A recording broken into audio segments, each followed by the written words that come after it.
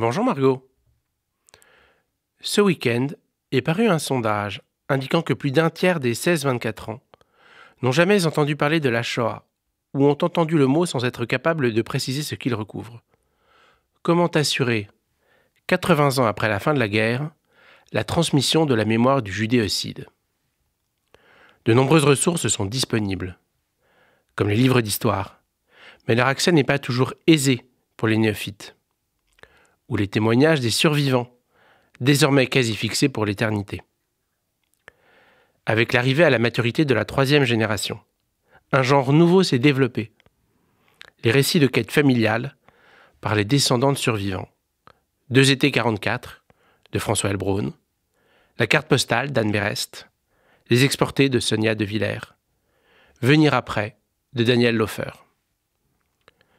Enfin, les récits biographiques qui se présentent soit sous la forme traditionnelle d'un ouvrage historique, comme l'ouvrage de Dominique Messica consacré au cinéaste Bernard Nathan que je mentionnais l'autre jour, soit sous la forme originale de la fiction romanesque.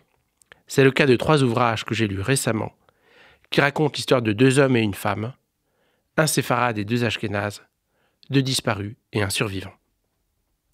Charlotte, de David Fuenquinos, prix Renaudot 2014, est un hommage à Charlotte Salomon, peintre allemande née en 1917 dans la bourgeoisie berlinoise, qui se réfugie en France en 1939, rejoint Villefranche en zone non occupée, puis Saint-Jean-Cap-Ferraille, enfin Nice et la zone italienne, mais est dénoncée et assassinée à Auschwitz en octobre 1943 à l'âge de 26 ans, alors qu'elle est enceinte de 5 mois.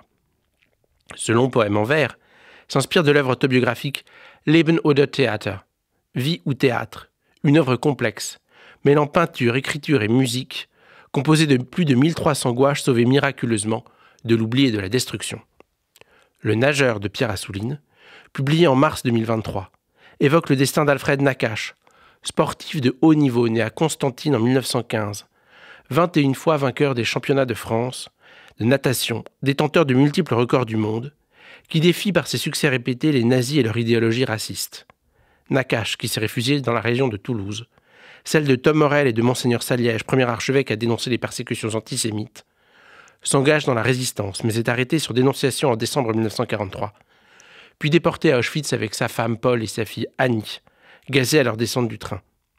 Alfred survit et redevient champion de France de natation à la Libération, offrant ainsi un magnifique exemple de courage et de résilience.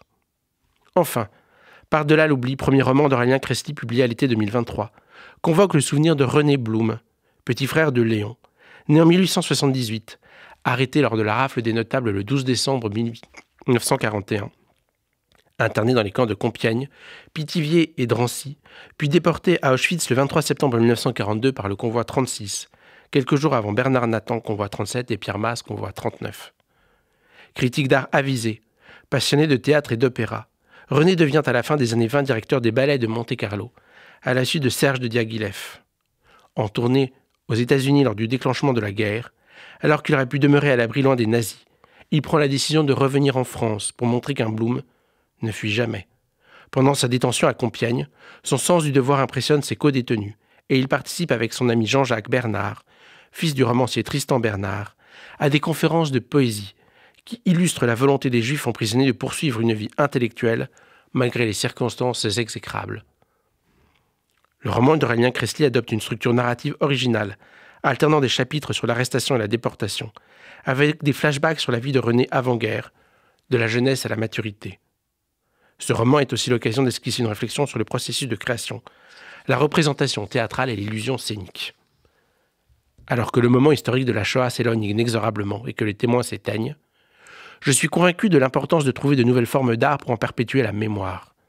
La forme romanesque, pourvu qu'elle évite l'écueil de l'affabulation ou de la désinvolture, permet une liberté créatrice et une légèreté de ton, en dépit du caractère tragique du sujet.